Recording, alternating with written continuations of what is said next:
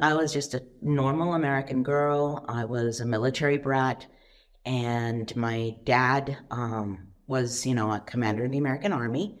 My environment was fairly normal. I had a good family. Um, wasn't into, drugs, alcohol, the normal things that teens were into. I was very studious. And because of this, I got approached by a group of people whose main aim was to destroy Islam. They wanted me to go to the university that they had chosen, where I would study Quran and Hadith and basically learn how to play with the Quran and the Hadith. They wanted to put me in the American Embassy in Egypt. When I graduated, I was supposed to study international relations, international law, and then, work with the embassies. And they had people set up everywhere, all over the world. They wanted me to work with women's rights and basically take women away from Islam, try to destroy the Muslim families through the women. And this appealed to me. I thought the Muslim woman was oppressed. I thought the Muslim woman had no rights, poor little desert woman covered from head to toe, living in a tent in the desert. Her husband comes home to his, 1,000 wives and beats them all up. I really had a bad image about Islam. In order to learn about Islam, to destroy it, I had to learn what the real Islam was. I sat with a group of scholars who were primarily Jewish, and they taught me Quran, they taught me Hadith, and they taught me how to play with the Quran and the Hadith to try to take women away from Islam using women's rights.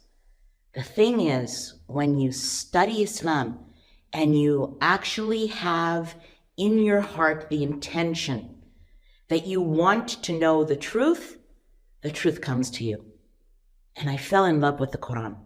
And by falling in love with the Quran, I fell in love with Islam. I didn't want to be a Muslim because Islam didn't seem like something easy or nice to me. And if I became Muslim, I knew that I would lose the things that I had. I would not become a diplomat, I would not have money, and I'd probably lose my family. So what I did was I studied Christianity, I studied Buddhism, I studied all the different religions, and I still found that Islam was the truth. And alhamdulillah, because of this, Allah subhanahu wa ta'ala, after 3 years of intensive studying, led me to al-Islam. And alhamdulillah, today I'm a Muslim as a result. And I am very grateful to Allah for this. I'd have to say my story is a story of plans. I planned, people that I was with planned, and Allah subhanahu wa ta'ala planned. After I became a Muslim, alhamdulillah, the people at the mosque, they came to my assistance. They were helping me with books, with information about Islam. They were giving me classes. There were families that basically almost adopted me. There was this one Moroccan sister, mashallah Zahra. She was a sweetheart. She became like a sister to me. There was an Egyptian family. They took me in and they worked with me, and everybody tried to help me to learn my deen, to learn Islam.